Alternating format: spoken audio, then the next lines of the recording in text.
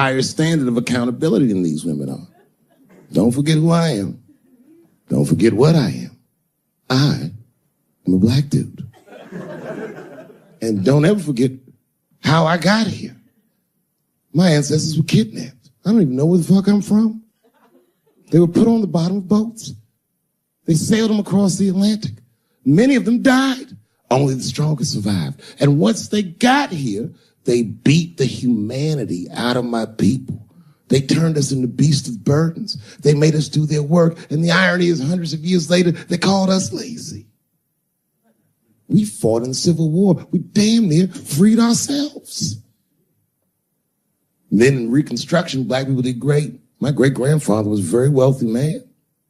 But then the black codes came, Jim Crow came, and there was 100 years of unspeakable oppression again. Lynchings, all kinds of terroristic acts to keep us in the margins of society. And yet we still fought. And Dr. King was born. And then things got better. 20 years after Dr. King was assassinated, Michael Jackson was moonwalking on television. Something, Barack Obama.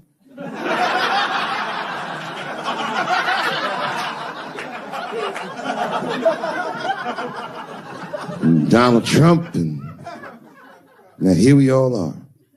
400-year nightmare. Took us 400 years to figure out as a people that white people's weakness the whole time was kneeling during their national anthem. That's a brittle spirit. That's right, nigga. On the rock, it's regular. What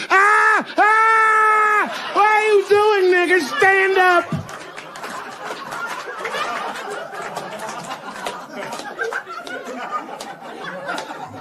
The Vice President of the United States got involved. Mike Pence got involved. He went to the game himself. These niggers will have to stand when they see me. And all them football players looked up in the stands and saw Mike Pence and said, Mike Pence, come on, y'all. Wu-Tang. Wow! Oh! Foiled. Brittle spirit. I could kill every white person in America at one time. You know how I'd do it? I would just wait for the Super Bowl. And right when they sang the national anthem, I'd have O.J. Simpson walk to the 50-yard line with them bad knees. Is that O.J. Simpson on the field? What the hell is he doing here? Oh, I know what he's going to do. Stop him!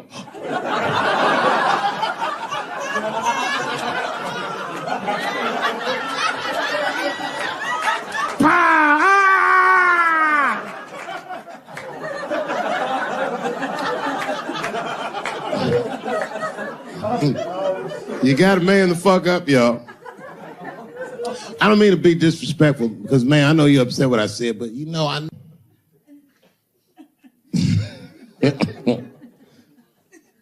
I feel bad. But I just feel like this is all happening for a reason. And ladies, I want you to win this fight. 10 years ago, I might have been scared, but, you know, I got a daughter now, so if you win, she wins. So I'm rooting for you. And I agree with you.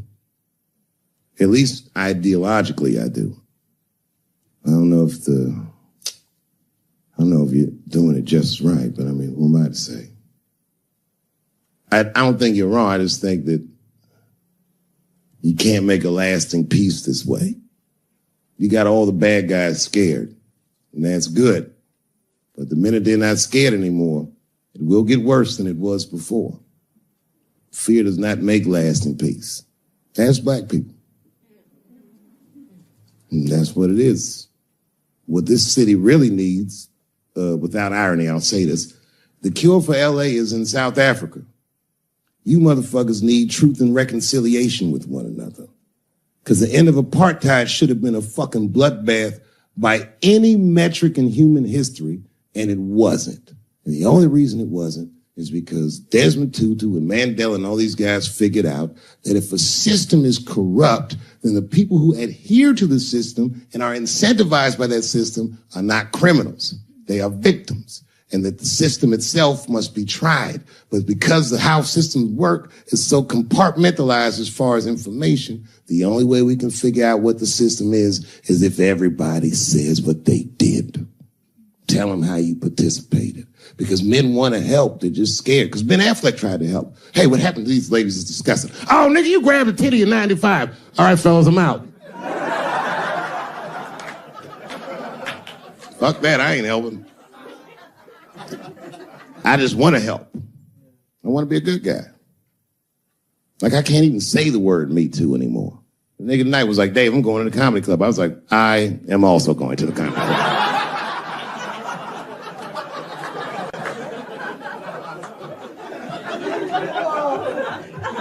And I didn't even know it was happening, but I guess I became like a feminist in the last 3 weeks because I can't watch porn the same.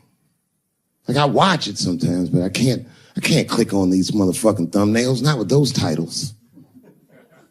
Guy crams young girl in the ass with hard right. I can't click on that. Come on, nigga, give me something I can click on. Dude gets sucked off by a midget. Little person, I say to myself.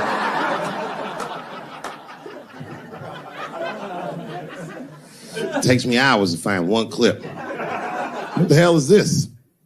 Marginally groomed feminist enjoys consensual sex with vaguely homosexual guy with penis the same color as mine. Click.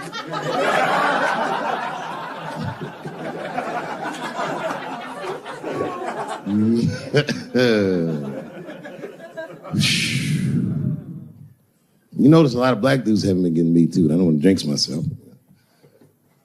You know why, though? Obviously, black women go through the same thing, right? The reason is because black women from slavery won't tell on us. Because they know that no matter how bad we black dudes are, white dudes are very mean. They're scared to see us get punished. My wife is Asian. She'd tell on me in a goddamn second.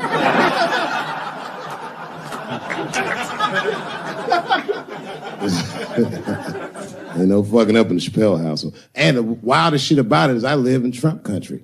I live amongst the Tiki Torch whites, poor white people. And I'm rich. If it's ever pitchfork time, nigga, I'm in a lot of trouble.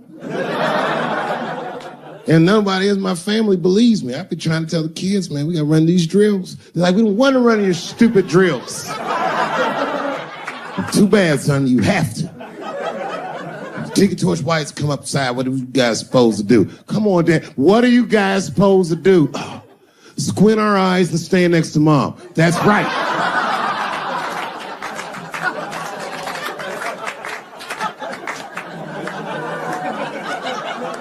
And what are you going to bring me? Your gun and your groundskeeper uniform. That's right. I'll go outside and see what they want.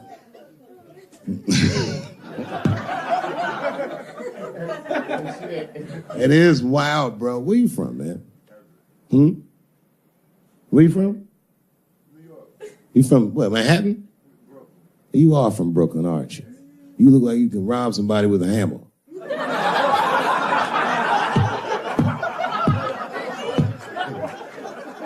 Brooklyn niggas rob you with shit they find around the house. I just got stabbed with a toothbrush. This nigga must be from Brooklyn. I'm fucking around. Yeah, man. Well, you ladies are right. To be honest with you, your lives look terrifying to me. They do, man. I know nothing about being a woman, but I know fear. Yo, I used to live in New York when I was 17, and I couldn't even pay my bills. You know what I did to make money? I used to do shows for drug dealers that wanted to clean their money up. One time I did a real good set, and these motherfuckers called me in the back room. They gave me $25,000 in cash. I was probably 18, 19 years old. I was scared. I thanked them profusely. I put that money in my backpack. I jumped on the subway and started heading towards Brooklyn at 1 o'clock in the morning. Never been that terrified in my life. Because I never in my life had something that somebody else would want. I thought to myself, Jesus Christ, if motherfuckers knew how much money I had in this backpack, they'd kill me for it. Then I thought, Holy shit. What if I had a pussy on me all the time?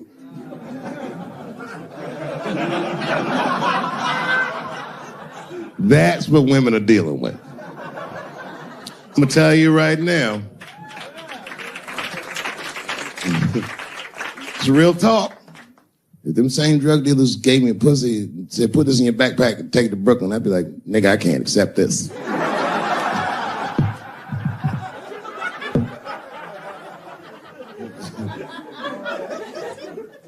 I empathize, man, you know. Everybody gets mad because I say these jokes, but you understand that this is the best time to say them. More now than ever. And I know there's some comedians in the back. Motherfucker, you have a responsibility to speak recklessly. Otherwise, my kids may never know what reckless...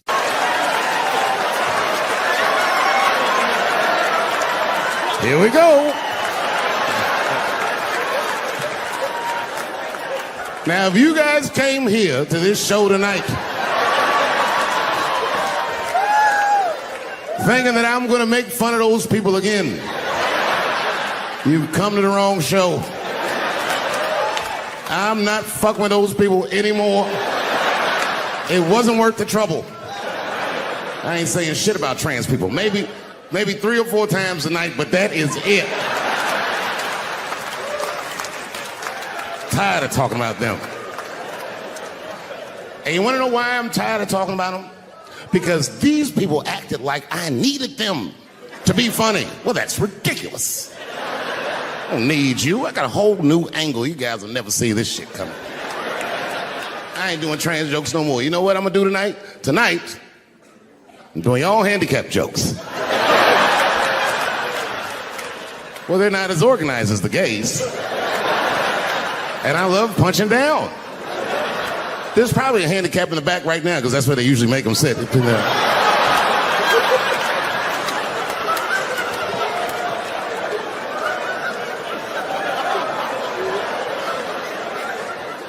I came here to laugh at transgender people.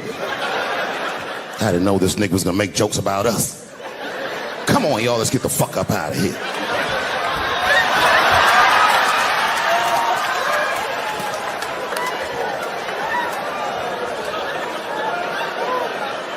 Yeah, it's about time somebody let these handicaps have it. They done met their match tonight. Fuck them. One time I was on Capitol Hill, and I seen a handicapped congressman. Madison Cawthorn, that's his name.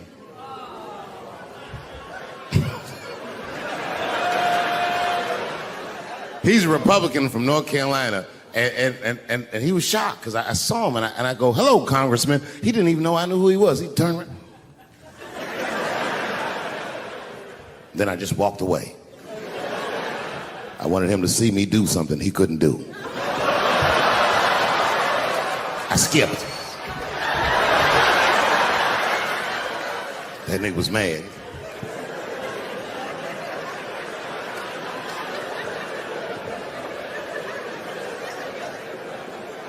He's no longer a congressman. I don't know if you follow politics. I'm not trying to be funny, but he lost his seat. He ran a bad race. Oh, buddy, yes, he did. And you know what he did wrong? He was running for Congress again, and this motherfucker tried to be controversial. He was on all them right-wing podcasts talking all that shit. He was like, Washington is worse than Hollywood. I was at home like, what? He said, these people are disgusting. They have orgies and sex parties and drug parties. And I was thinking, this nigga sounds like Juicy Smouye. He's lying. Now, I don't doubt that they do this kind of shit in Washington. But I doubt he's seen it with his own eyes. Because who the fuck invites a paraplegic to an orgy? So this nigga can roll around and snitch on everybody.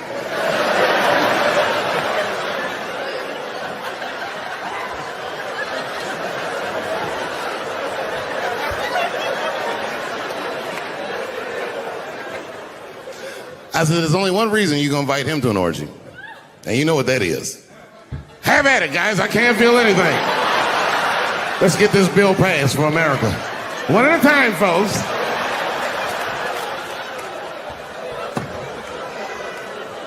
Oh, buddy. Came with a round and he couldn't. So he pulled the trigger and it wasn't a gun. A knife blade popped out of the front. I guess this kid was gonna stab me. Some scary shit. So the next night, even though I didn't have a show, I said, I gotta get right back on stage. And I went and did a show. And someone in the audience screamed out, Dave, what happened with the attack? And I didn't know there was journalists in the room. All I said was that this nigga had a knife that identified as a gun. I got 6 more weeks of bad press for that joke. I didn't even do nothing to this nigga. That's not right. That was not right. And then the New York Post went to the jail and interviewed my attacker like he was some kind of hero. And I read that interview. Turns out the entire attack was my fault. Yes, I triggered him. I didn't mean to. I had done jokes about the homeless. And turns out this young man was homeless. And I mean, there's no way I could have known this. But I will say, for a homeless guy, this nigga had incredible seats.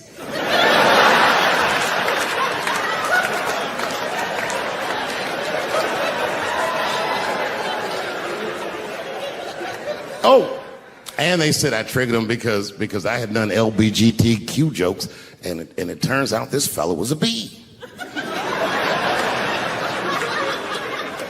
That was the headline in the article. It said, Dave Chappelle's alleged attacker is bisexual. I said, alleged attacker? This motherfucker definitely attacked me. I'll show you the tape.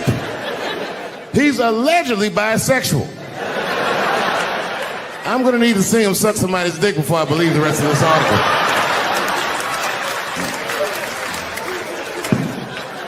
I read that shit in the paper. I was horrified. I was like, oh, bisexual? I could have been raped.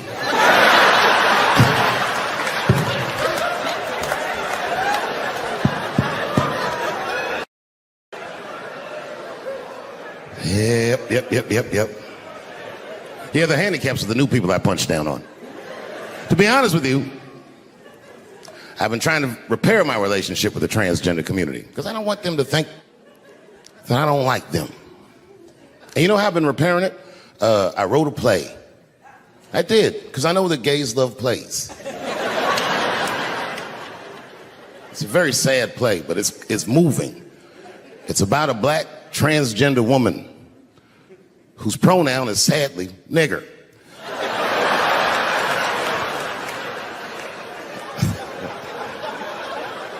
It's a tearjerker.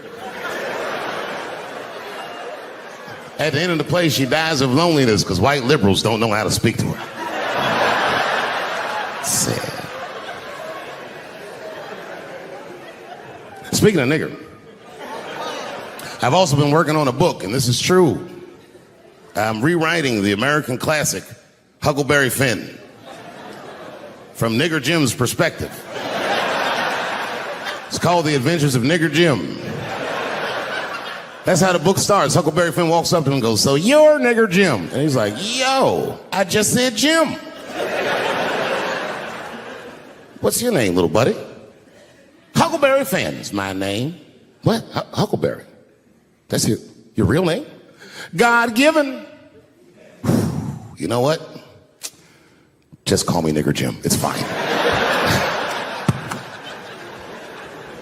I don't care if you are black or white or whatever. If you ever meet a white person named Huckleberry, he has less money than you. That is the white, trashiest name I've ever heard in my fucking life. If you have a name like Huckleberry, you're doomed to fail. If I was in court and my lawyer came up and was like, I am your attorney, Huckleberry Finn, I'd be like, uh-oh, I'm going to jail. God forbid I ever go to jail. But if I do, I hope it's in California. Because as soon as the judge sentenced me, I'll be like, Your Honor, before you sentence me, I just went to court to know I identify as a woman. Send me to woman's jail. And as soon as I get in there, you know what I'm gonna be doing? Give me a fruit cocktail, bitch, before I knock your motherfucking teeth out. I'm a girl just like you, bitch. Come over here and suck this girl dick I got. Don't make me explain myself. I'm a girl.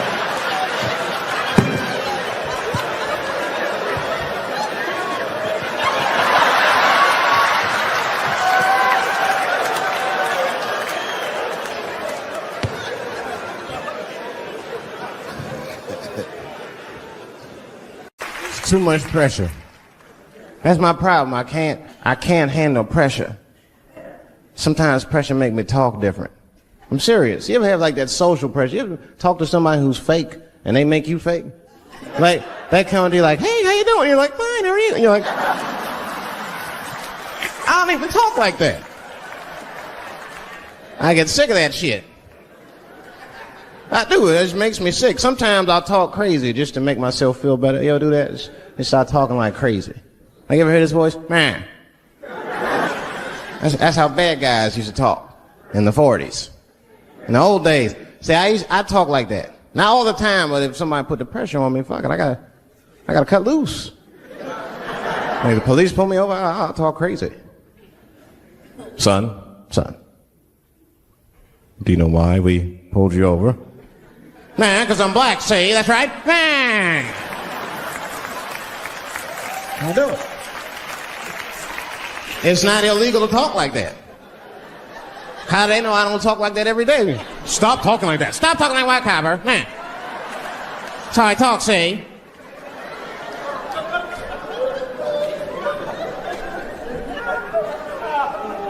You gotta make life interesting like that, because the shit is flimsy. Life is flimsy. You think you're gonna live forever, you ain't not gonna live forever. It's dangerous out here. We know what's going on. I travel now, you know. I used to think DC had the roughest ghettos in the country. Nah, nigga, I have seen some shit now. Oh, there's some rough areas outside of DC. Expecting to go? You know, usually you want to know when you're going to ghetto, like, I'm going to see some wild shit. I got to prepare myself. I'm going to see something crazy. When you're taking, it's different. I had a limousine driver. It was after a show. It was late at night. It was like 3 in the morning. I had a limousine driver. He was a nice guy talking to me and shit. Oh, hey, where you from, dog? DC? Word? That's a rough city, man. And his cell phone started ringing. Hold on 1 second. Hello? Oh, what's up, nigga? What? What the fuck? Slow down. What the fuck? No! Fuck that, nigga. Fuck it. I'm on my way. Woo.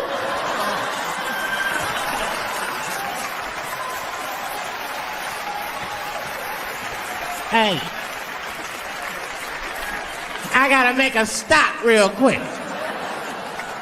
At 3 o'clock in the morning. I didn't know he was taking me to the ghetto at first. I started looking out the window. I was like, what the fuck? It was gun store, liquor store, gun store. Where the fuck are you taking me?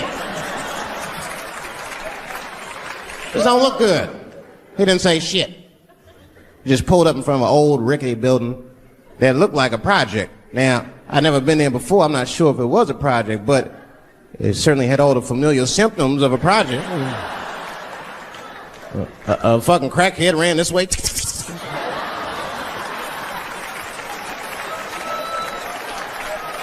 And then another one jumped out of a tree and shit. And I said, I'll be right back. And left me. Took the keys with him and just left me. At 3 o'clock in the morning, in front of a project, in a fucking limousine. This was not good. I was like, man, I gotta look around and see if I can see some landmarks and figure out where I'm at. Might have to escape on foot. Now, this is when I knew I was in a bad neighborhood. You only see this in the worst neighborhoods. Remember, it's 3 o'clock in the morning. It's 3 o'clock in the morning. I look out the window. There was a fucking baby standing on a corner. Look at this. And the baby didn't even look scared. He was just standing there.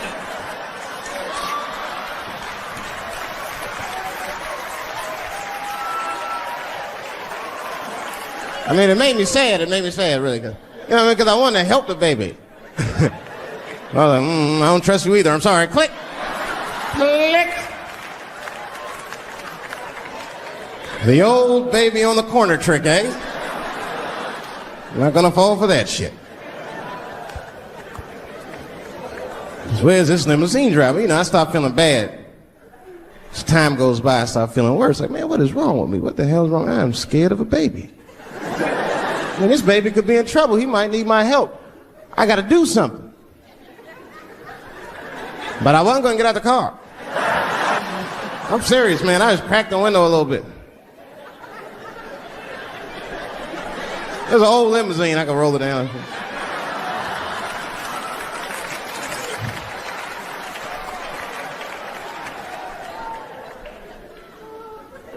Hey, baby. Baby, go home, man. It's 3 o'clock in the morning. What the fuck are you doing up? The baby said, I'm selling weed, nigga. I said, oh.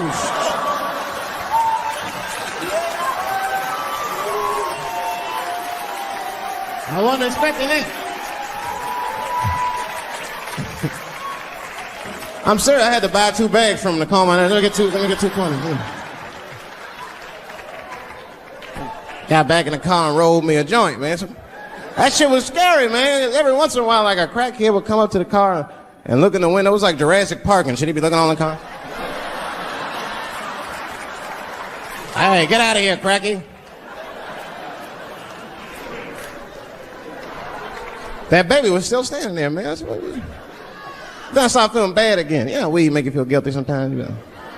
Man, what is wrong with me, man? I have just bought weed from an infant. I can't condone this kind of behavior. What am I thinking? I can't let the fear ruin my morals. Got to do something.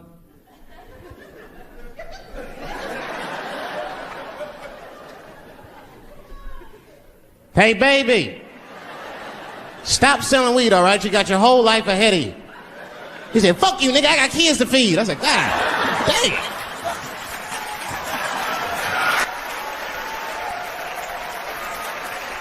Sad. And just at that very moment, one of the crackheads was running across the street and got hit by a car. I know it was a hit and run. The police did it. That's all right. They sprinkled some crack on him and got back up.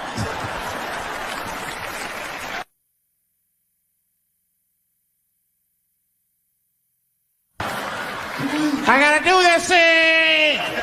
Nancy!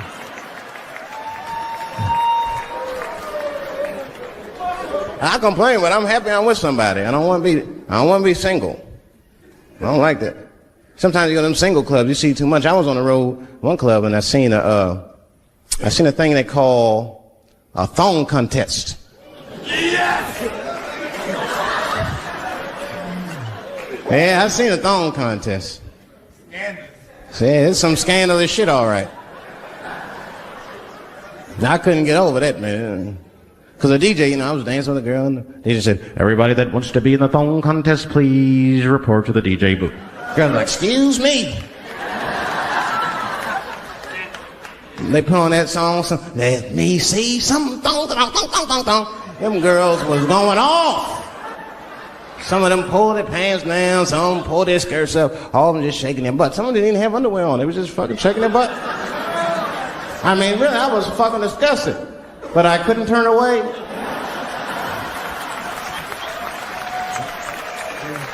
So nothing. Please, for the squeamish, just plug your ears. All right, one of the girls, you get so into it, there's no cops around, right? But she actually, I'm sorry to tell y'all this, she spreads her butt cheeks open. She spreads her butt cheeks open in the middle of a crowded disco, right? I was disgusted because I was like 10 yards away from her. I was like, oh my God.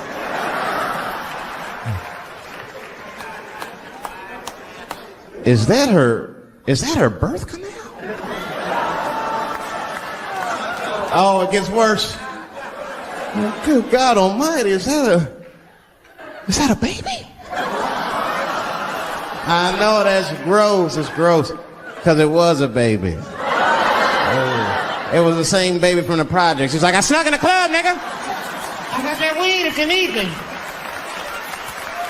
Just pat her on the ass. And I'll come out. Hey guys, thank you very much. I love you all. Thank you.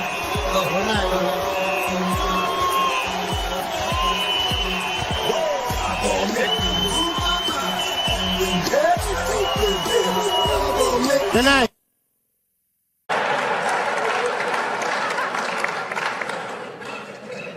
Really, I could do these specials like Steph Curry. I'll be shooting from inside, outside, all night. It's been great ever since.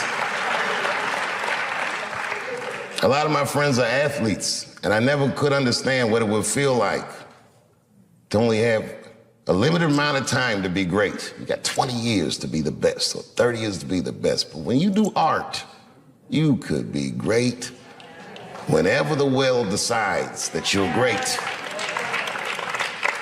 I feel very lucky for that. And I never forgot this school. I've always come back and checked in. One of my favorite honors was doing the commencement at Ellington. I can't even remember what year it is.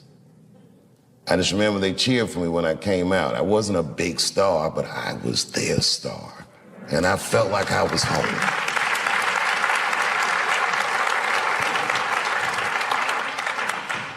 After I did Lorne Michaels, after I did Saturday Night Live, Lorne Michaels said something that I got to share with you. He goes, "You went to Peggy Capeford School, didn't you?"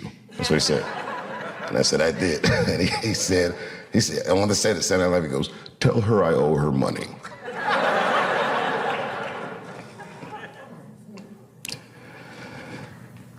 You know, I never asked to have this theater named after me.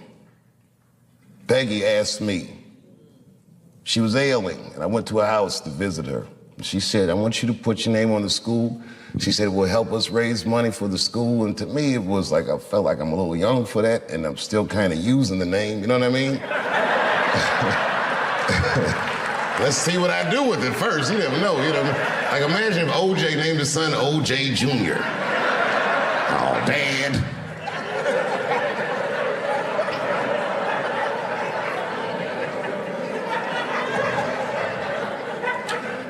And around then, I was receiving the Mark Twain Prize, huge honor.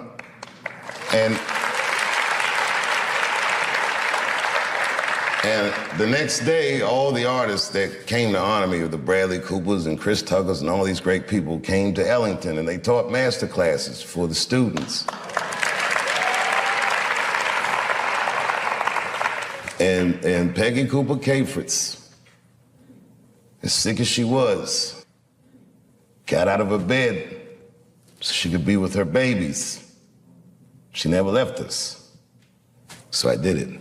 Say, you know, whatever you want to do, however I can help, I'll do it. I got to tell you, if you quit a show like Chappelle's show, I don't know if you know what happens to you professionally, but I'll tell you what doesn't happen. They don't just say, "Well, good luck in your future endeavors." With that media, they beat me up. With their power, they tried to make me behave. It takes a strong person to stand out in the cold like that. And I swear to God, so much of the strength I got to do that, the inner warmth I got to do that, I learned in this school and from my friends who helped raise me.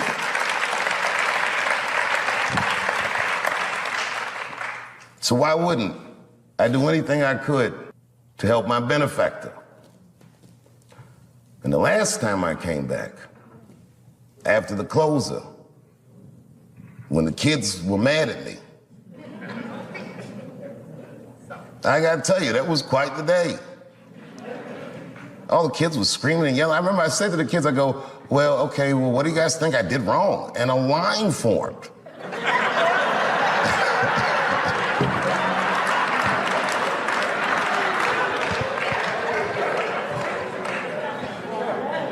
These kids said everything about gender and this and that and the other, but they didn't say anything about art.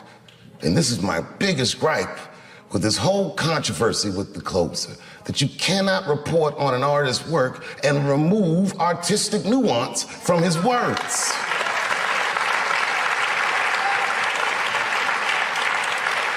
It would be like if you were reading a newspaper and they say, man shot in the face by a 6-foot rabbit, expected to survive. You'd be like, oh my God. And they never tell you it's a Bugs Bunny cartoon.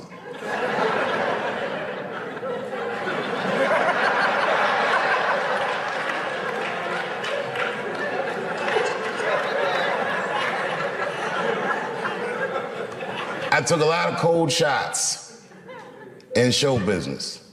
And I gotta tell you, as the years go on, you feel the shots less and less as just the business, is what you say. But that one, that day, boy, that day they hurt me. When I heard those talking points coming out of these children's faces, that really, sincerely hurt me. Because I know those kids didn't come up with those words. I've heard those words before.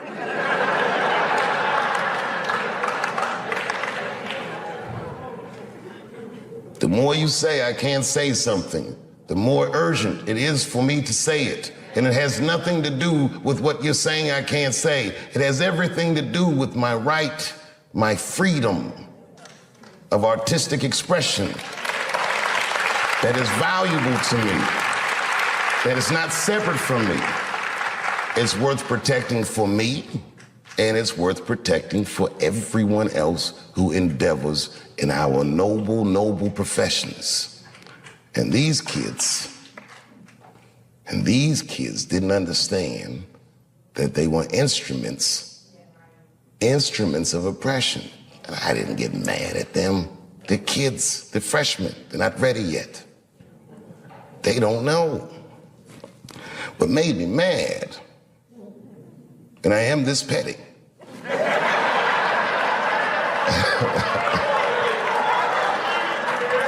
I ain't saying names. One of the kids' mother went on Fox News. And she used to be a student here. I remember her face, but I don't know if she was particularly popular. Anyway.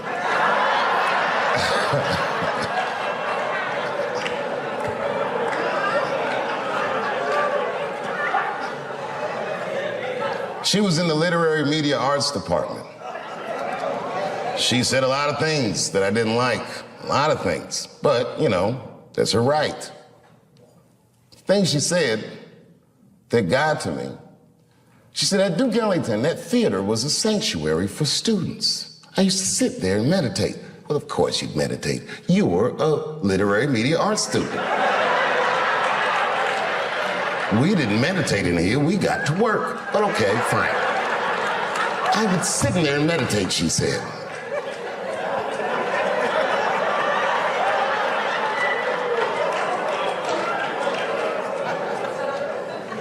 And then she scrunched her face up. She's a beautiful woman, but her face looked hideous the way she scrunched it up. And she said, and just to imagine his name on that theater. How could you do that to those kids?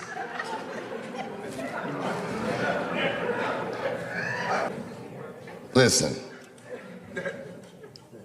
No matter what they said about the closer, it was still the most watched special in the world.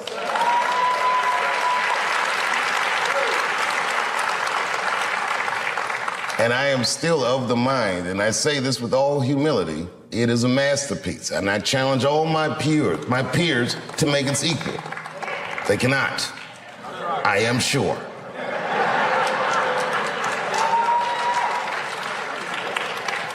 It will be decades before you ever see someone in my genre as proficient as me. I am maybe a once-in-a-lifetime talent. I am telling you the truth.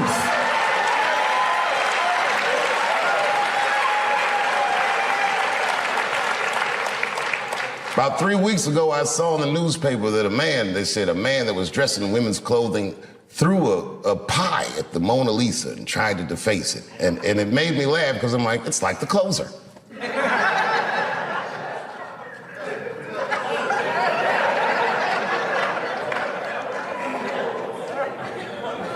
I said it to the kids that day, if you have a better idea, then express it, and you can beat me. It's that easy. If you have more talent than me, then display it, and you can beat me with certainty. This is what our genre is about. The idea that my name will be turned into an instrument of someone else's perceived oppression is untenable to me. The fact that if my name was on this theater and the kid that walked through that door would feel anything other than pride in their school and in their endeavors, well, that's untenable to me. So on Friday, I decided that I don't want my name on the school. Hear me out. The Ellington family is my family. When this controversy came out, when the students were angry, at the height of their anger, they said, we still want to name the theater after you. They taught the kids about the nuance of art and activism, and to, I feel, a great deal of success. And it came around. So it's not that they did not want to give this to me. They're still my family. And I'm not going to say I don't want it. I'm going to say I'll defer it. Rather than give this theater my name, I would like to give these students my message to them. So it is with great honor that I unveil the new name of this theater, the Gerard Carmichael Theater. I'm just kidding. I'm totally joking. Let me see if I can get this here. This theater should be called the Theater for Artistic Freedom and Expression. I want that for myself, and I want it for every student that's educated at this school. And when and if you are ever ready, you can put my name right on top of that. I love you, Duke Ellington. Thank you very much. It didn't stop working. I had to watch fucking Key and Peele do my show every night.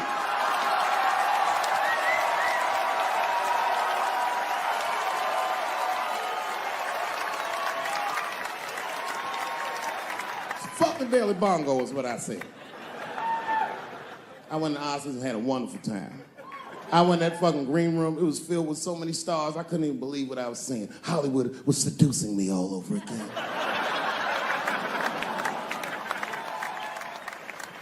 I was sitting back there, I'm smoking, drinking with the stars. And then 2 Hollywood movie producers came over right to me. Oh my God, Dave Chappelle, said the leader one. He was obviously gay. Some guys you can just tell. The other one seemed like a money guy, like maybe he was from Texas or some shit. But the gay one was definitely the leader because he did all the talking. And then he hit me with, so David, do you have any movie ideas that you would like to pursue? The truth is, I don't. But if you know the game, you're not supposed to tell motherfuckers you don't have ideas. I was like, yeah, man, I got plenty of ideas. And he called my bluff. Really? Like what? Huh? Oh. And then I just started making up shit that I thought maybe he'd like to see. I said, I have a superhero idea. He goes, really? I go, yeah, he's a gay superhero. He was like, really? What's it called? Huh? Oh, it's called Same Hero, New Boots. It's about a gay sous chef in San Francisco. He gets bit by a radioactive rat on his shift when he's taking out the trash. And is blessed with powers beyond his wildest dreams. Supersonic, gay kind of powers. And he starts saving everybody in San Francisco. But at first, he only saves gay people. Later, he saves everybody, and the whole city just falls in love with him. The only problem is, no one remembers him when he saves them. Well, I don't understand. Why wouldn't they remember him? I said, because, dummy, he's gay. He keeps changing his outfit. People come up, thanks for saving, mister. What's your name anyway? And he's like, same hero, new boots, and that motherfucker flies away.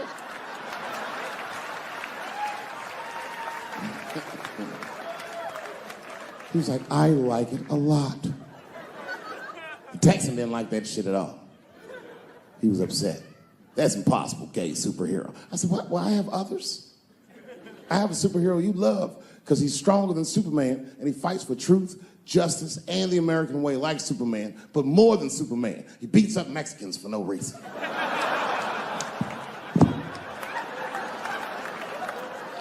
The Texan's like, you got my attention. I'm like, man, this motherfucker is so strong, he can fly and do all this great shit. Only problem with this guy is he can't even activate his powers unless he touches a woman's vagina. Not a long touch, just a couple of pats.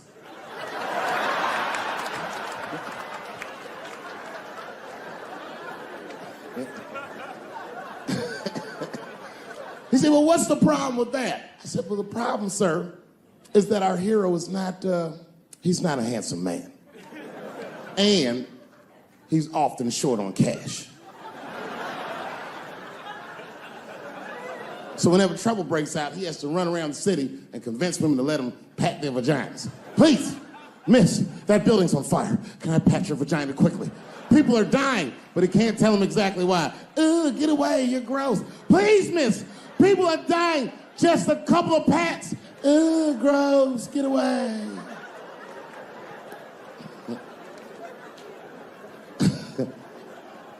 So he rapes them.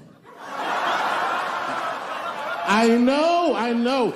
That's the dilemma for the audience. Because he rapes, but he saves a lot of lives. And he saves way more than he rapes, and he only rapes to save. But he does rape. I didn't realize it, but the whole green room was looking at us. All the celebrities were disgusted. Oh. That guy from Texas was like, here's my card. Call me on Monday. That worked out. The second time I met O.J. Simpson.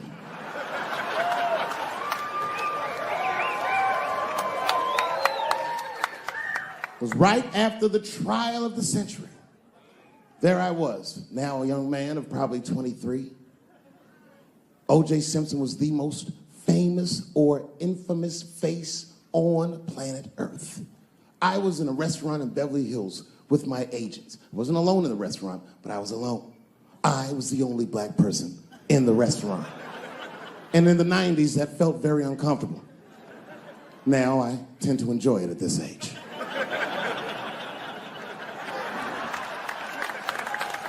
I was having dinner with my agents, celebrating a deal that they told me was lucrative, but I later learned fucking sucked.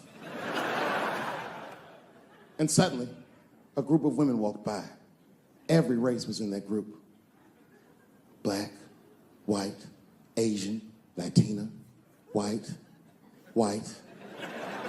and white again. They were all gorgeous. I watched them walk by. Then, I saw a familiar face. Al Collins, the man from the infamous Bronco chase, walked by and embraced one of the women, and they walked towards the door. Couldn't believe what I saw. And then, close behind him, was O.J. Simpson, newly released from jail. The restaurant fell still. I was shocked. I didn't mean to say it out loud, but it just came out. O.J. He stopped, turned around to see who said it, saw my black face, and correctly assumed it was me.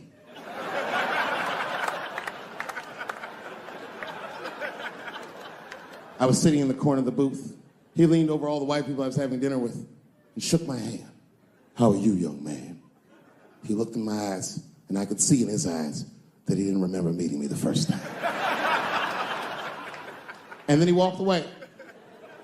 And I looked back at my agents, and all of them had nothing short of disgust on their faces. And the only one with the courage to voice their disgust was a woman named Sharon, who used to represent me. How could you, she said. How could you shake hands with that murderer? I said, Sharon, with all due respect, that murderer ran for over 11,000 yards.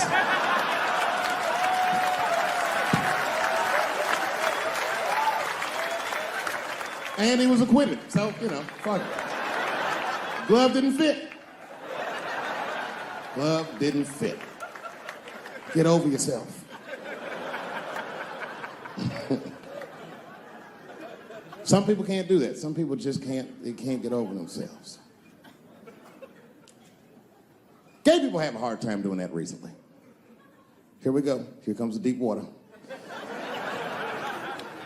No, recently I've noticed that. I noticed it with that Manny Pacquiao controversy.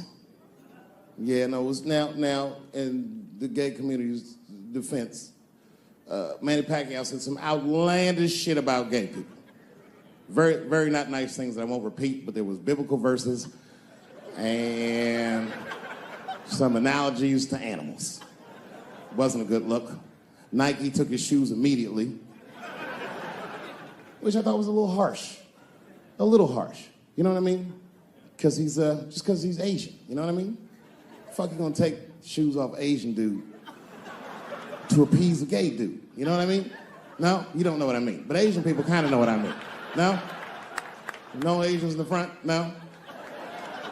No, this is what I mean. Okay, look, okay, you're an Asian dude. No, I say this with no disrespect, but we're all Americans, right? And we can agree that America has a huge body count all over the world, but nowhere more than Asia. Literally, if you look at history, recently, we have bombed the masculinity out of an entire continent. We dropped 2 atomic bombs on fucking Japan, and they've been drawing Hello Kitty and shit ever since. There's a lot of lady boys in the wake of our bombs. And I know these things because my wife is Asian. She's Filipino. All right, well, okay, so that explains it. Now you know why you see me at all those Filipino events. I'm not there picking up pussy, I'm dropping some off.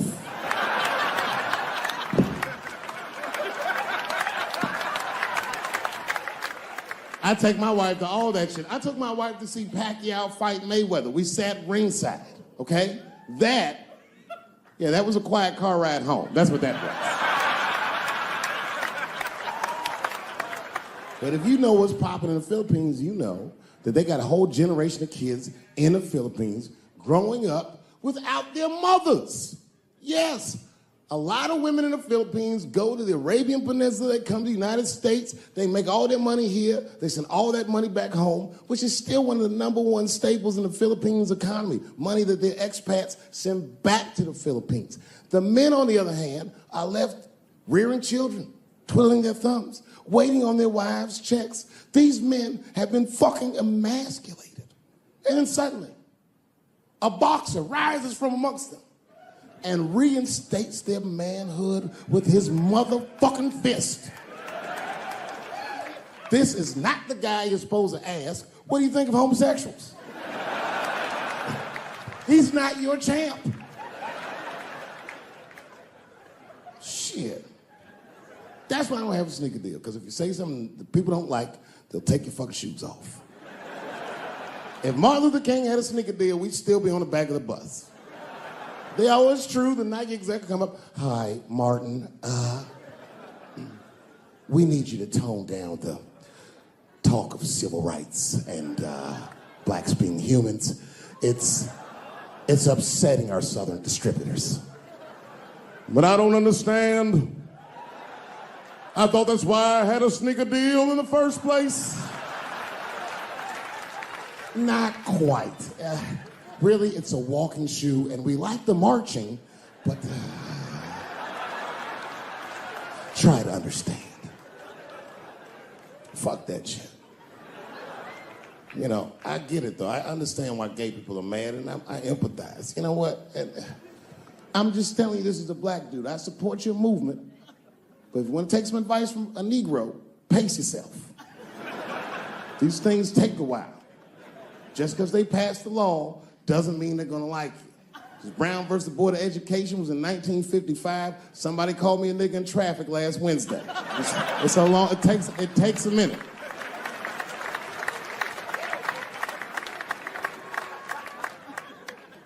My wife's friend, Stuart, told me that. My wife has a lot of gay friends. Stuart's their leader. She has a lot of gay friends. And I don't like them.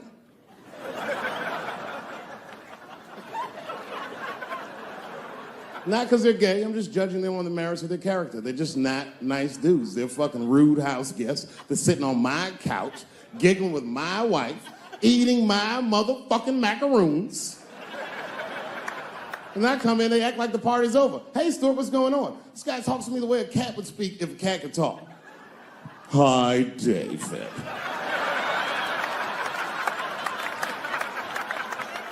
Stuart, what's all the beef, man? What's going on? He always wants to have some kind of gay political argument. The last one was about a petition in federal court to take the words husband and wife out of the law. I said, well, why would you want those words out the law? He said, because it discriminates against same-sex couples. I was like, niggas, please save me the semantics. Just trust me, take your chips and get the fuck out of the casino. You're about to crap out. Let's go outside, talk that over amongst yourselves, and whichever one of you is gayer, that's the wife.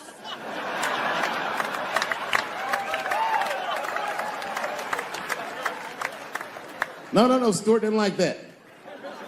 Stuart educates me about this movement, you know what I mean? I didn't even know shit about it. He told me it's called LBGTQ.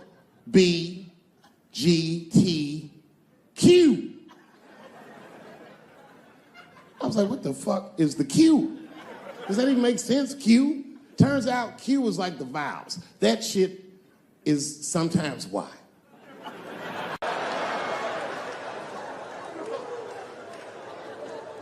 I was drunk. I looked over my shoulder. I thought I was tripping. I guess who was in the bar? I thought I was seeing things. I looked across the room and I saw the trans bitch from the picture. I couldn't believe it. I said, what is a trans person doing in a place like this? This is very dangerous behavior. And she was with two big, buff, gay black dudes. I didn't know these dudes, but I know they was gay. If they had a dick in their mouth, they wouldn't look any gayer than they did just sitting there. They had 1980s gay face. You know what that is? Remember in the 80s when gay people looked surprised all the time?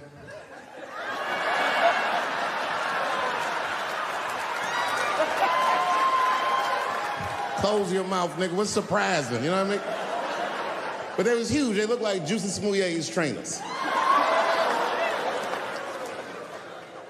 And I'm thinking, man, these motherfuckers in a line of trouble. So what I do is I stand up, and everybody in the bar likes me, so I make a big show of it to make sure that everyone can hear me. I walk right up to her, and I go, hey, I just met your mother the other night, and she told me all the great things you're doing in Hollywood, and I cannot believe that someone from a podunk place like this can achieve all that. I'm so proud of you. Welcome home. And the whole bar said, hoorah. And I said, whoosh. That ought to buy her some time. You know what I mean? A couple more drinks and these fellas are gonna start asking her for some pussy she might not have.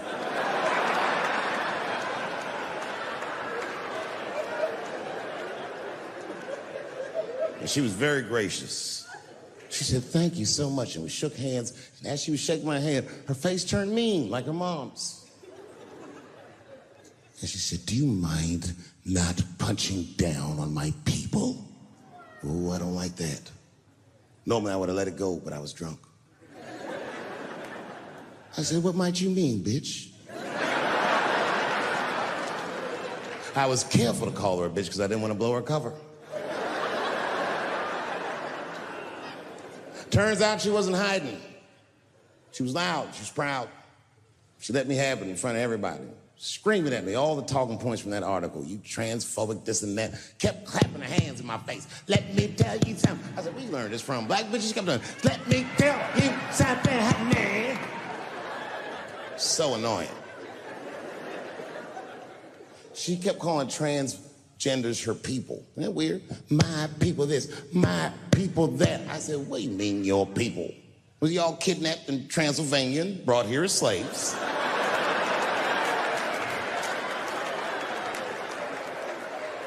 She said, my people have struggled for decades, honey. Decades. And I looked at them gay black dudes like, is there anything you niggas need to tell this bitch? Clifford.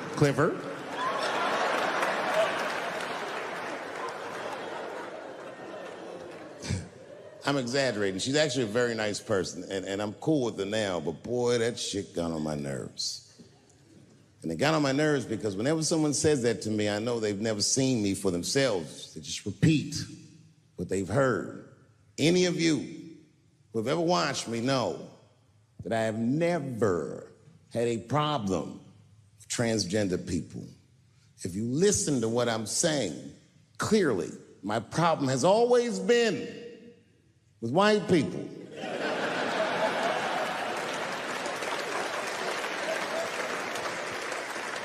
I have been arguing with the whites my entire career. And just when I thought I had you guys on the ropes, you changed all the rules. Oh, yeah? Yeah, motherfucker. Well, I'm a girl now, nigger, and you must treat me as such.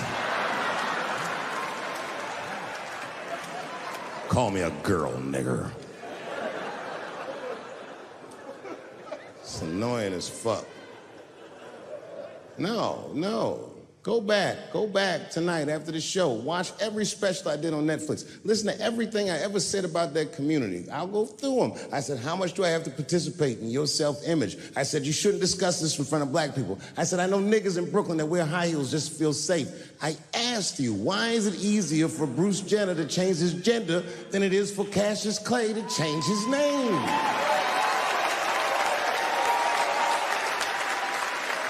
If you listen to what I'm saying, I'm not even talking about them, I'm talking about us, and they don't listen.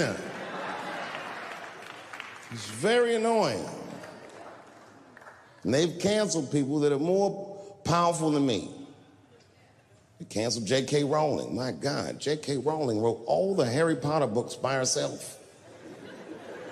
She sold so many books, the Bible worries about her. And they canceled her because she said in an interview, and this is not exactly what she said, but effectually, she said gender was a fact. And then the trans community got mad as shit. They started calling her a TERF. I didn't even know what the fuck that was. But I know that trans people make up words to win arguments. So I looked it up. TERF is an acronym. Stands for Trans Exclusionary Radical Feminists. This is a real thing. This is a group of women that hate transgender. They don't hate transgender women, but they look at trans women the way we blacks might look at blackface. It offends them. Like, ooh, this bitch is doing an impression of me.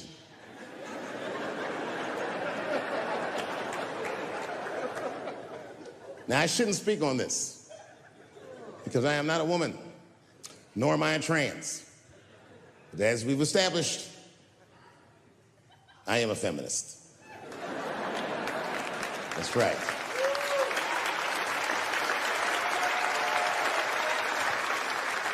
I'm Team TERF. I agree, man. Gender is a fact. You have to look at it from a woman's perspective. Look at it like this. Caitlyn Jenner, whom I've met, wonderful person, Caitlyn Jenner was voted Woman of the Year. Her first year as a woman. Ain't that something? Beat every bitch in Detroit. She's better than all of you. Never even had a period. Ain't that something? Oh, I'd be mad as shit if I was a woman. I'd be mad if I was me. If I was in a BET Awards sitting there and they're like, and the winner for Nigger of the Year, Eminem, my man.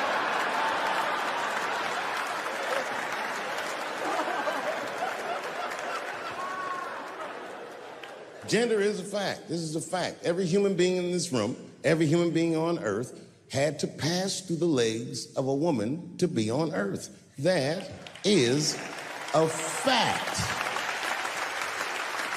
Now, I am not saying that to say that trans women aren't women. I am just saying that those pussies that they got, you know what I mean?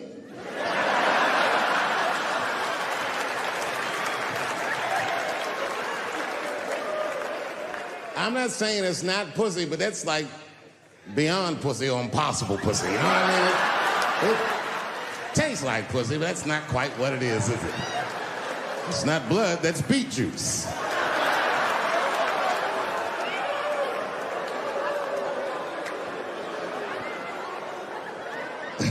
Oh, buddy, I'm in trouble now.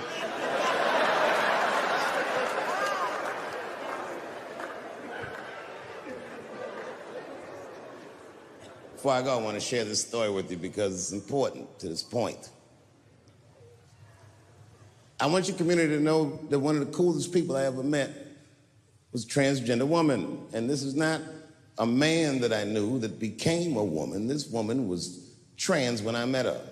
Lived in San Francisco. Daphne Dorman is her name.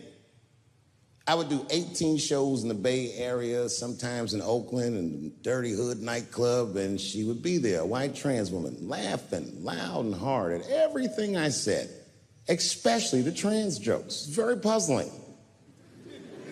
Because she was obviously trans. And one night after one of the shows, I met her. And what it was, turns out, it was her dream to be a comedian. And I was her hero. It's very moving. I could not dislike somebody that felt that way about me. We became fast friends. And when I made that special Sticks and Stones, right as it was coming out, I happened to be in San Francisco and I wanted to do a show, but I needed an opening act. And I remembered that trans woman I had met. So I called her on the phone. And I called her myself. I said, "Hey, Daphne, this is Dave Chappelle." She couldn't believe it. And I go, "I'm in San Francisco." And then she started saying a bunch of wild stuff. I was like, "Relax now. I don't want any pussy." I was, I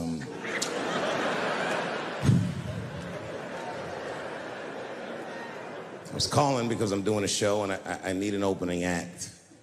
And I was wondering if you'd open the show. And she was like, "Fuck yeah." Now, I didn't know this at the time, but this woman had only done stand-up comedy 8 times in her life. This is little to no experience. And now she's about to open a show for what many call the GOAT.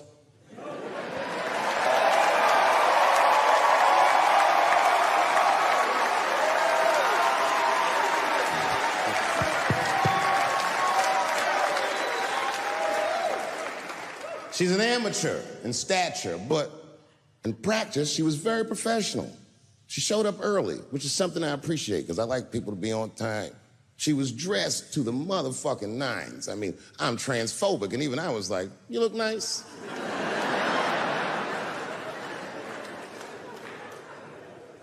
Went up on the stage with all the swag of a professional comedian, grabbed that mic and walked right down the middle and looked at the crowd like a gangster. Man, you should have seen her work. This bitch bombed for 45 minutes straight. And I am not exaggerating, young man. That show was terrible. Stunk. Stunk. And then she brings me on, and you know, I was like a glass of water after a handful of salt. The crowd was happy to see me. I was killing it.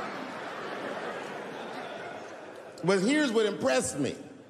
Any other comedian I've ever seen, if they had bombed as bad as she did, would have snuck out of the back of the theater and went home and cried or something. And she didn't do that. Not only did she not leave, she found a seat right up in front. You know, when a new comedian watches an experienced comedian in comedy, we call this taking class. And this bitch took my whole class. She sat up there and was laughing as hard as she always laughs, as if nothing bad had even happened to her. And I saw her show.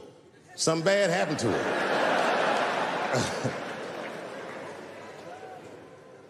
She was drunk. So she starts talking to me while I'm on stage, but the way a person would talk to a television when they were alone. She's talking to me like that. That didn't bother me because I knew her, but the crowd didn't like that shit at all because she sucked. And a guy in the back of the room stood up, and Daphne's hair was dyed blonde at the time, and the guy screamed out, and his energy felt wild as fuck. He said, "Hey, Daphne!" And everybody kind of clamped, like got tense. We didn't know if it was a heckler or active shooter. And he said, "Does the carpet match the drapes?" Yeah, it was fucked up. The whole crowd kind of groaned because it was so, like, mean. Everybody groaned, except for Daphne. She kind of laughed, which was weird.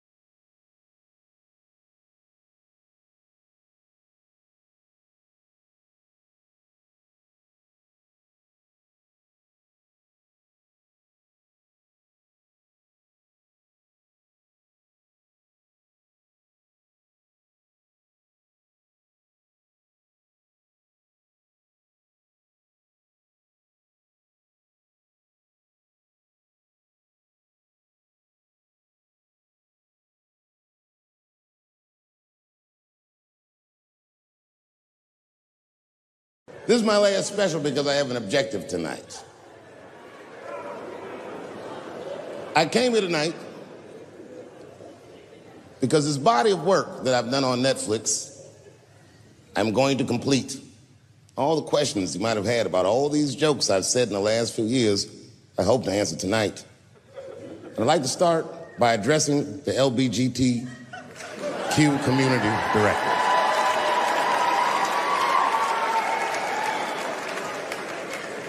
And I want every member of that community to know that I come here tonight in peace. And I hope to negotiate the release of the baby.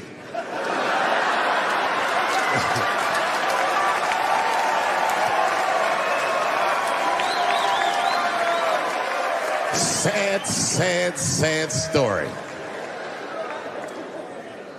The baby was the #1 streaming artist until about a couple weeks ago.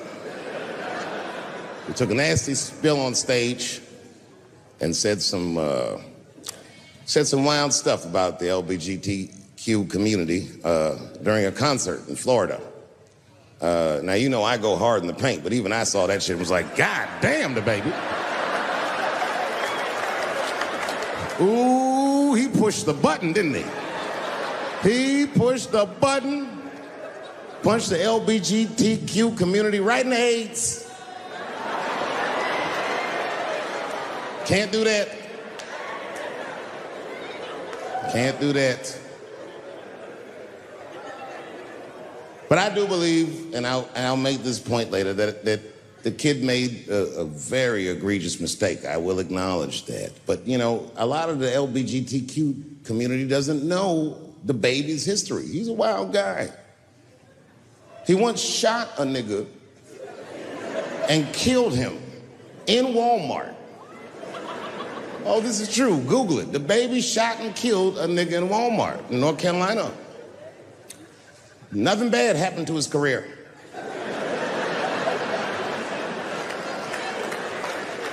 Do you see where I'm going with this? In our country, you can shoot and kill a nigga, but you better not hurt a gay person's feelings.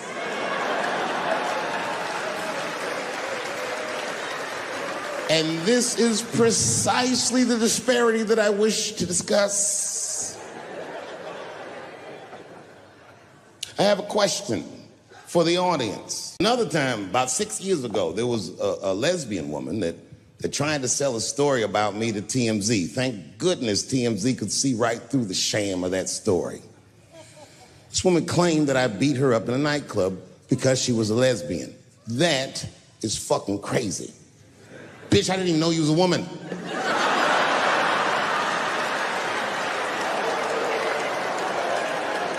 Thank God TMZ didn't believe that. Because I did beat the shit out of her, I'm not gonna lie. It was her fault, I had no choice. I came in the club minding my own business, and a woman came up to me, she goes, oh my God, Dave Chappelle. And I was just being reciprocally nice. Hey, miss, how are you? Blah, blah, blah. Benign talk, nothing to it. And all of a sudden, this lesbian fellow stepped between us. Hey, nigga, that's my girl. I said, yo, my man, back up like that. She said, I ain't backing up off shit, nigga, that's my girl. I said, bro, you're gonna have to give me 3 feet like this. She said, stop calling me a man, motherfucker. I'm a woman. I said, what?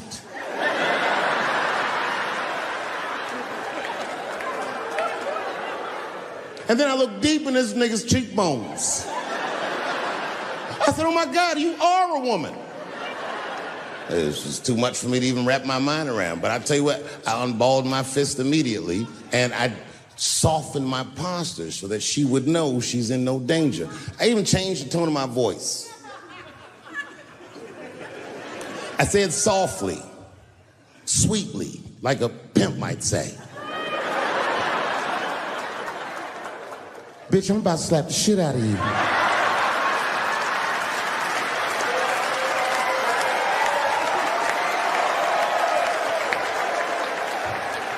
I should have done it. Oh, I wish I didn't say that. She dropped that foot back. Boop. She was in a perfect southpaw stance. Her shoulders were angled correctly. Her head movement was good. I said, oh no! This bitch boxes for real. She threw a wild hook at me and I saw it coming from yesterday, so I slipped it like this. I had no choice. I had to go to work. I let that jab go. You should have seen me go, nigga. I tenderized them titties like chicken cutlets.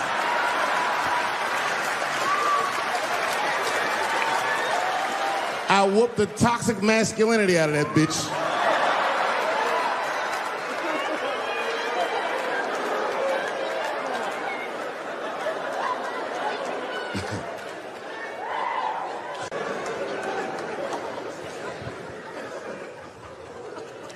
And now we get to the core of the crisis.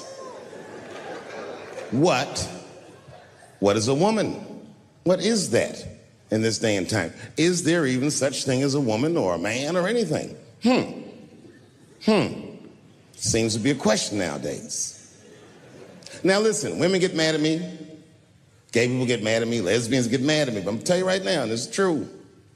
These transgenders, these niggas want me dead. I've gone too far. I've said too much. And I got to tell you, I'm very worried about it. I'm not even joking. Every time I come out on stage, I be scared. I be looking around the crowd, searching for knuckles and Adam's apples to see where the threats might be coming from.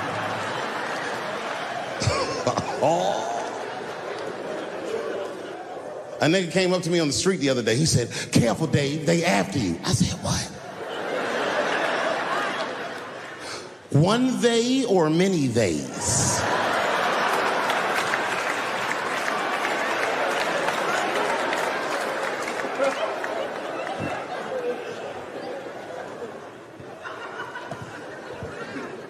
Before I even say anything about that community, you must know, and I hope you all feel the same way, I am not indifferent to the suffering of someone else. There's laws, the mean laws. In our country, North Carolina passed a law once that said a person in North Carolina must use the restroom that corresponds with the gender they were assigned on their birth certificate. No. No, that's not a good law. That's a mean law. No American should have to present a birth certificate to take a shit at Walmart in Greensboro, North Carolina, where the baby shot and killed a motherfucker.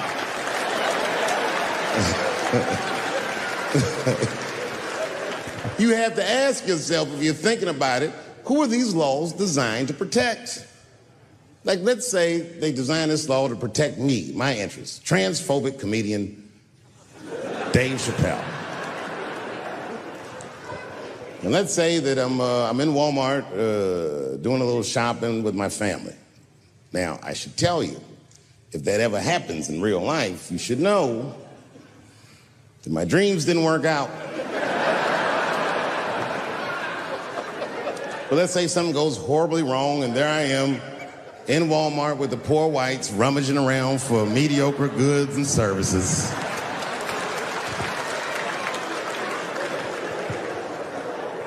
And then I gotta go to the restroom. So I excuse myself from my family. I go to the men's room. Now I'm standing at the urinal taking a leak.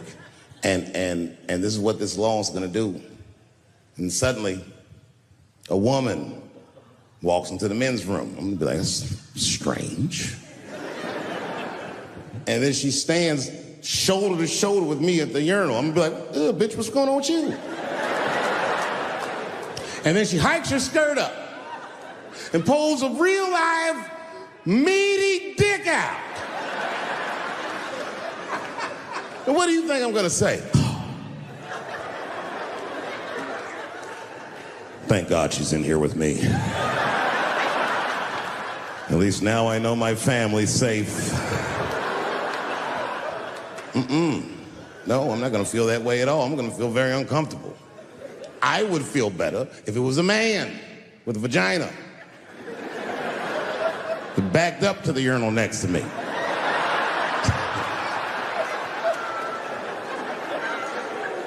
I wouldn't even think about that. I'd just be like, that's funny. This guy is peeing out of his butt for some reason. Oh my God, he must be a veteran. Thank you for your service.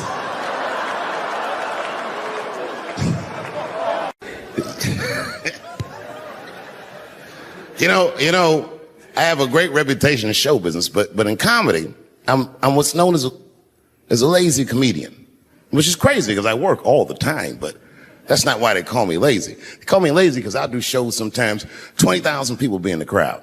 And I'll tell a joke, and they'll all look at me like I'm crazy. But 3 or 4 people will laugh really hard. And I'll be on stage like, yeah, that's good enough.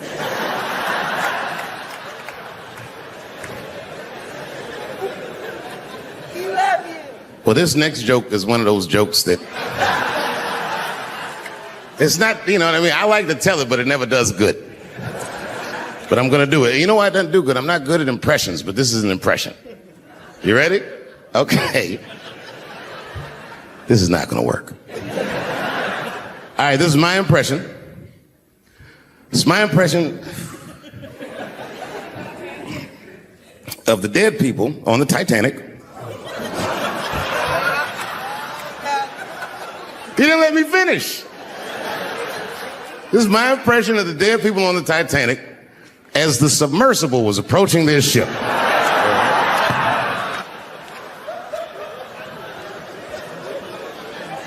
That's good enough. All right, here it goes.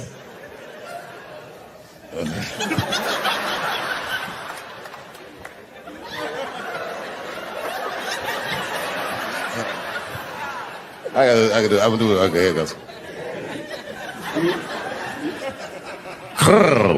Join us in our watery grave.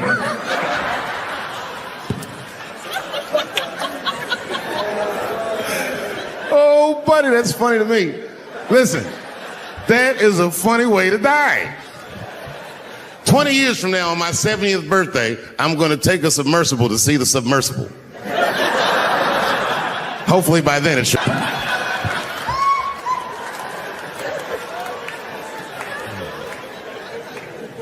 Oh, boy. Oh, boy. I've been married a long time. I have, man. You know, I talk a lot of shit about my wife, but I love her very much. In fact, you know, you guys wouldn't believe this about me. I'm a jealous husband. It's true.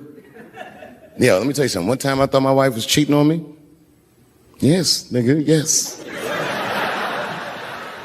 That was one of the worst days of my fucking life. I couldn't take it. And I'm embarrassed about it now, but I can talk about it. You know what I did? It's fucked up, but I did do this. I waited. I waited for her to fall asleep. And when I waited a long time, she's Asian. I couldn't tell if she was asleep or not. I was looking at her.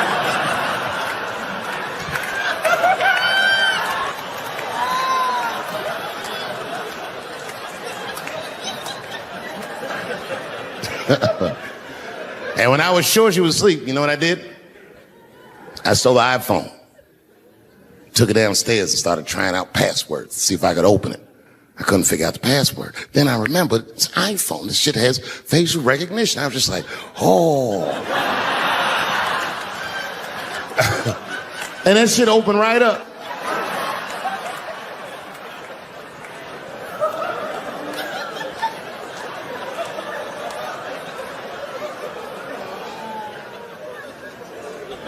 And I saw a text message in there from a fella named Earl. I don't know anybody named Earl.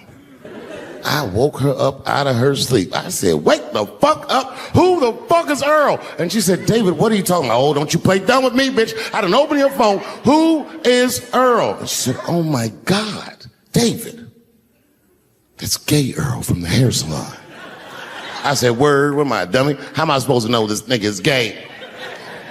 And she was calm. She said, read his text and look at his pictures. I started reading the text. This fella sure does spell girl with a U a lot. And I switched over and looked at his pictures, and I couldn't believe it. This fella looked gay and still pictures. His mouth was open in every shot.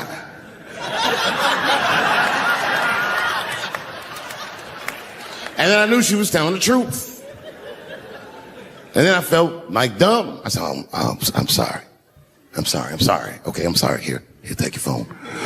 I'm sorry. Just go back to sleep. I'm sorry. I guess I just been insecure because all this cheating I've been doing. Good night.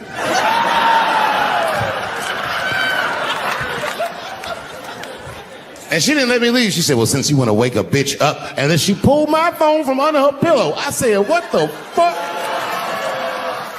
She said, who is this bitch in this picture? I said, how'd you open that phone? She said, it was easy, nigga. All I had to do was mash my nose and go like this, and then open right up. I said, what the fuck? She said, who is this bitch? I said, give me that. Oh, girl, relax. That ain't no bitch. This is my friend, Deborah.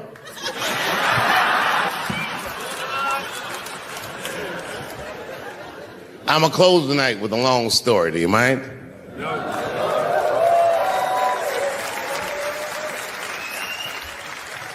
All right, it's a long one, so pretend that I finished because I gotta go get a cigarette, all right? I'm not done, but just act like it. I would prefer staying in the since we're acting. Thank you very much. Good night.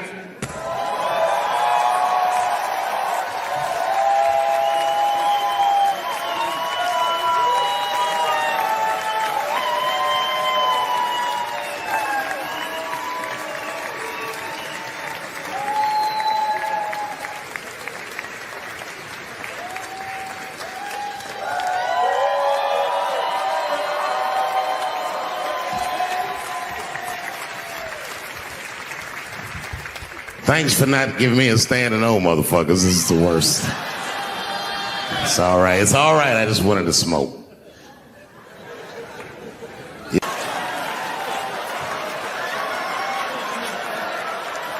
Here we go. Now, if you guys came here to this show tonight thinking that I'm going to make fun of those people again, you've come to the wrong show. I'm not fucking with those people anymore. It wasn't worth the trouble. I ain't saying shit about trans people. Maybe 3 or 4 times a night, but that is it. Tired of talking about them. And you want to know why I'm tired of talking about them? Because these people acted like I needed them to be funny. Well, that's ridiculous. I don't need you. I got a whole new angle. You guys will never see this shit coming. I ain't doing trans jokes no more. You know what I'm gonna do tonight? Tonight, I'm doing your own handicap jokes. Well, they're not as organized as the gays. And I love punching down. There's probably a handicap in the back right now because that's where they usually make them sit.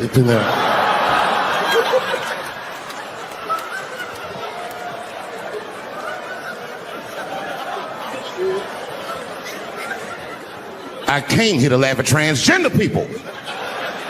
I didn't know this nigga was gonna make jokes about us. Come on, y'all, let's get the fuck up out of here.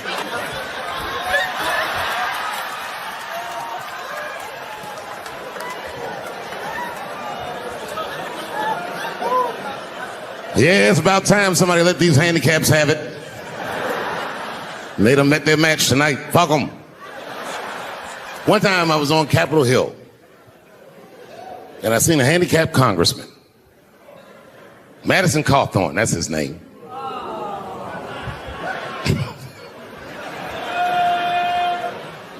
He's a Republican from North Carolina, and he was shocked because I saw him, and I go, hello, Congressman. He didn't even know I knew who he was. He turned around. Then I just walked away.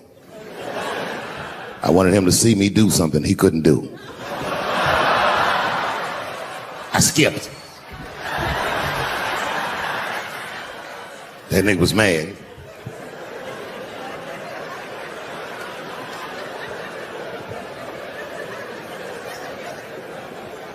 He's no longer a congressman. I don't know if you follow politics. I'm not trying to be funny, but he lost his seat. He ran a bad race. Oh, buddy, yes, he did. And you know what he did wrong? He was running for Congress again, and this motherfucker tried to be controversial. He was on all them right-wing podcasts talking all that shit. He was like, Washington is worse than Hollywood. I was at home like, what? He said, these people are disgusting. They have orgies and sex parties and drug parties. And I was thinking, this nigga sounds like Juicy Smouye. He's lying. Now, I don't doubt that they do this kind of shit in Washington. But I doubt he's seen it with his own eyes. Because who the fuck invites a paraplegic to an orgy? So this nigga can roll around and snitch on everybody.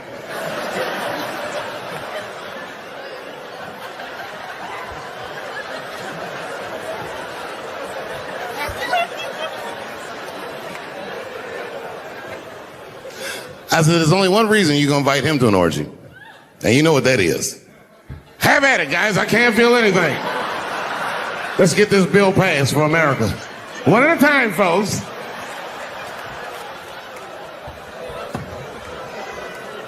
Oh, buddy. Kevin fucked up. I understand the mistake he made because I've made the same mistake early in my career. This is many years ago, 15 years ago. It's when I was doing Chappelle show. There's a... Thank you.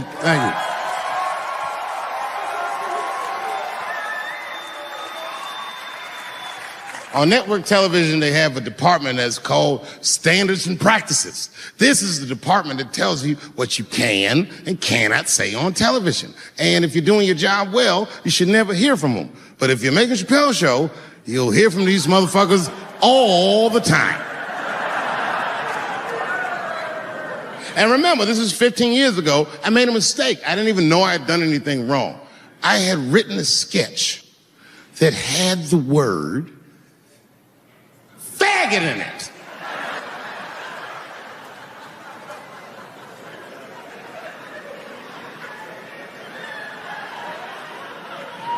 So I had to go to Standards and Practices. They call me up. I don't know why they're calling me, but I like the lady that runs the department. She's usually really fair and was one of my favorite people I've ever worked with. So she sits me down. We have a nice conversation. She tells me, oh, the sketches are great. I go, oh, fantastic. Well, then why am I here?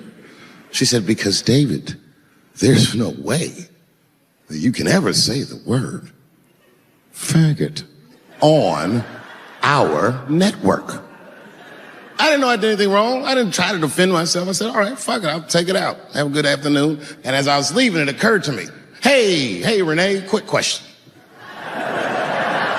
It's just a question. Seriously, I want to know, like, why is it that I can say the word nigger with impunity?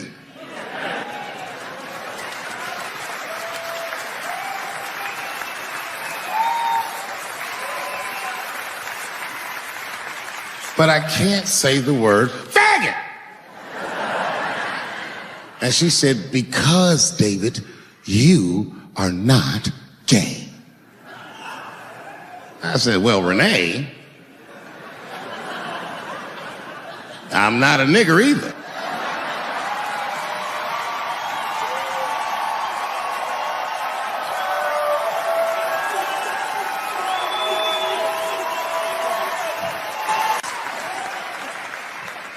But you see, what I didn't realize at the time and what Kevin had to learn the hard way is we were breaking an unwritten and unspoken rule of show business. And if I say it, you'll know that I'm telling you the truth. The rule is that no matter what you do in your artistic expression, you are never, ever allowed to upset the alphabet people.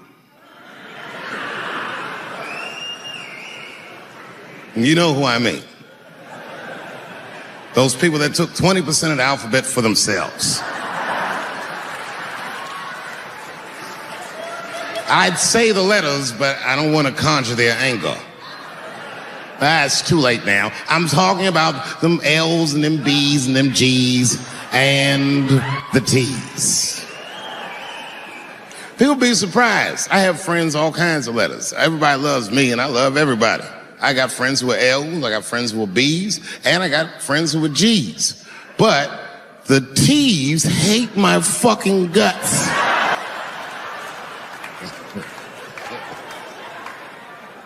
And I don't blame them. It's not their fault, it's mine. I can't stop telling jokes about these niggas. I don't want to write these jokes, but I just can't stop.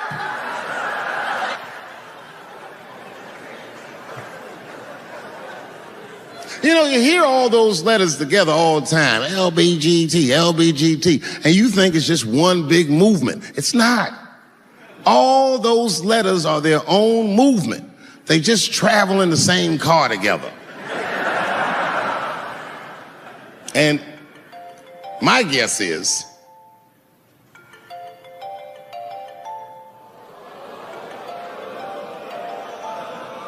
what is this, high school? This nigga probably got a babysitter or something. Go on and answer your phone, nigga. Just get that shit out of here. I'm in the middle of something important.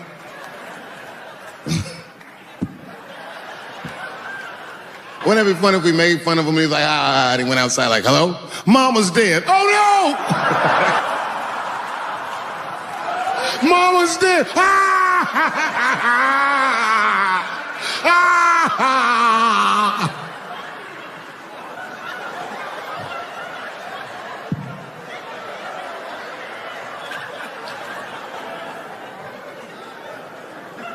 That was a weird time phone call, wasn't it?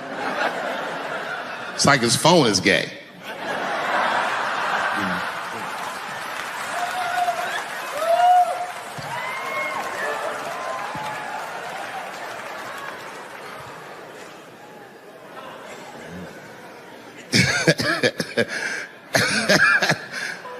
Like I was saying, my guess is the G's are driving that car.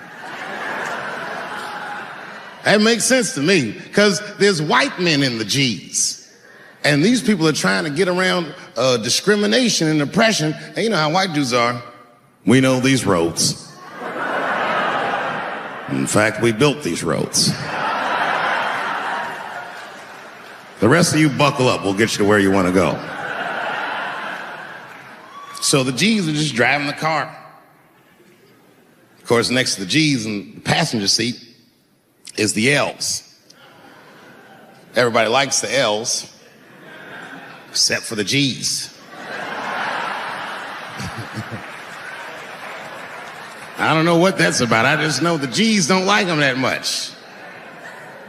And the G's always say like little subliminal digs on them. It's unnecessary shit. It's not mean, but you know what I mean? They just be like, I wouldn't wear that. The only thing that breaks the tension between the L's and the G's are the B's in the back seat. That's right, there you go. Everybody scream out when you hear your letter.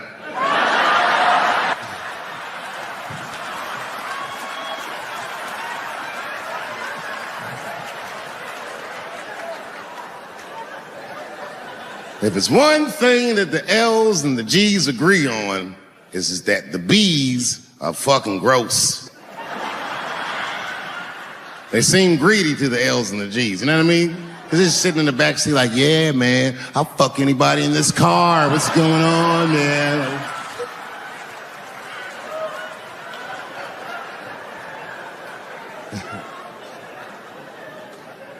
And sitting next to the B's, all the way in the back seat by themselves, looking out the window.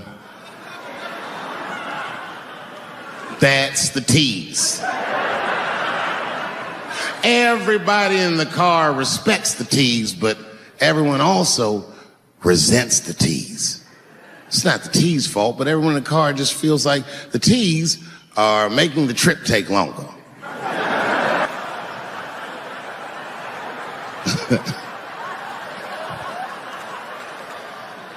Anything the T's say gets on everybody's nerves. And then the T's don't even say anything bad. They just be in the back talking to himself. I'm hot. Shut up. Shut the fuck up, okay? Just roll the window down, you bitch. I don't know what you... What? Just said I was hot. Can you pull over at the next exit? I need to use the restroom. There is not a restroom for you for 4 states, nigga. Will you just shut the fuck up so we can get where we're going?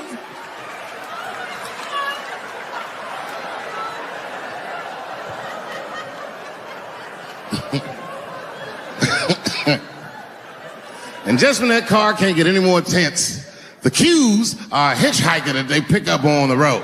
Some white dude in booty shorts is walking down the freeway.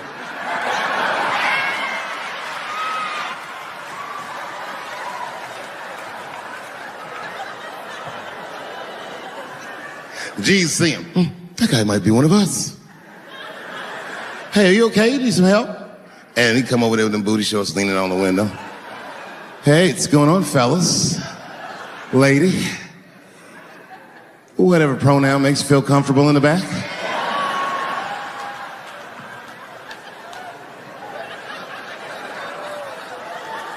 Yeah. I don't really know where I'm going. I don't know if I'm gay or I'm straight or whatever. All I know for sure is that I really want to get in this car.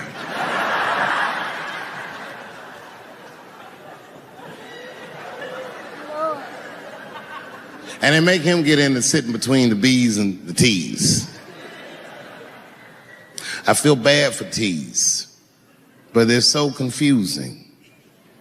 And it's not all my fault. I feel like they need to take some responsibility for my jokes. Because I didn't come up with this idea on my own.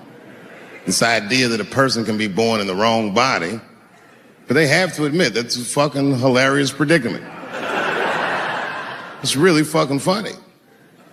And if it happened to me, you'd laugh, wouldn't you?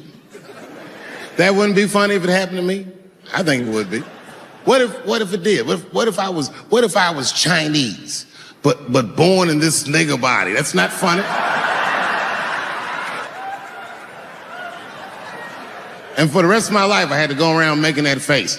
Hey, everybody, I'm Chinese. And everyone get mad. Stop making that face. That's offensive. What? This is how I feel inside.